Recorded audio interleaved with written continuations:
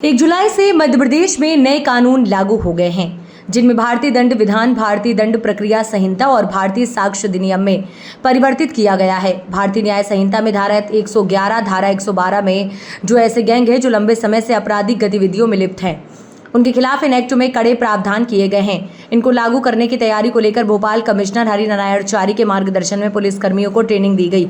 हाल ही में मध्य प्रदेश में नया कानून लागू होते ही भोपाल क्राइम ब्रांच ने पहली एफआईआर धारा 111 तथा अन्य धाराओं के तहत जो आपराधिक सिंडिकेट है उसमें अज्जू शूटर के खिलाफ मामला दर्ज किया गया है। पुलिस के मुताबिक अज्जू शूटर अपने साथियों के साथ मिलकर अपराधों को अंजाम देता था। अज्जू शूटर पर भोपाल में विभिन्न थानों में लगभग 10 अपराध दर्ज हैं। अज्जू शूटर एक गैंग बनाकर काम करता था। इसी के चलते थाना क्राइम ब्रांच पुलिस ने उसके खिलाफ मामला दर्ज किया गया है। पुलिस को अभी तक इस गैंग के अंदर 8 सदस्य की जानकारी मिली है, जिसमें 3 पहले से ही जेल में हैं।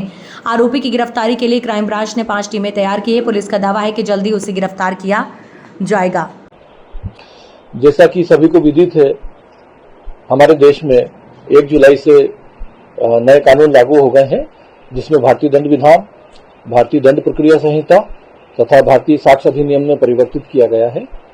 और भारतीय न्याय संहिता में धारा 111, धारा 112 में जो ऐसे गैंग्स हैं जो लंबे समय से आपराधिक गतिविधियों में लिप्त हैं, उनके खिलाफ जो है इस एक्ट में कड़े प्रावधान किए गए हैं। और इन एक्ट को लागू करने के संबंध में पुलिस कमिश्नर भोपाल श्री हरिनारायणचारी मिश्रा द्वारा विगत कई माह से तैयारी की जा रही थी। इस तैयारी के अंतर्गत विभिन्न इकाइयों में, विभिन्न थानों में ट्रेनिंग समय समय पर आयोजित की गई और भौरी में जहां की जो प्रशिक्षण स्थान है वहां पे भी इसके संबंध में ट्रेनिंग दी गई।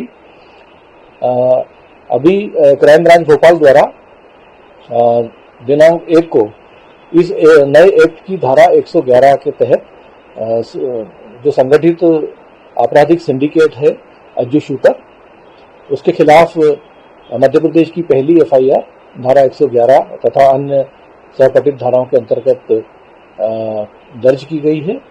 इस एक्ट में ऐसे संगठित अपराधी जो कि विभिन्न लंबे समय से भोपाल में विभिन्न अपराधों में लिप्त हैं और अपने साथियों के साथ जो सक्रिय रहकर गंभीर अपराधों को और इसके साथ साथ आपस में गैंगवार करके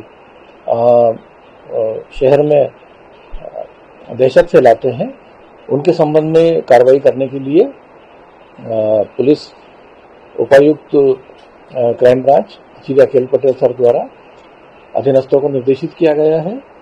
और भोपाल में एक क्राइम ब्रांच में क्राइम इंटेलिजेंस यूनिट का गठन किया गया है, जो इस तरह के गैंग्स तथा उनके जो सदस्य हैं उनके संबंध में जानकारी संकलित करेगी, उनको सहयोग देने वाले व्यक्ति, उनकी संपत्ति, चल संपत्ति, ताकि भविष्य में इनकी खिलाफ कड़ी कार्रवाई करते हुए उनकी संपत्ति को कुर्क करने की कार्रवाई भी जो है करवाई जाएगी।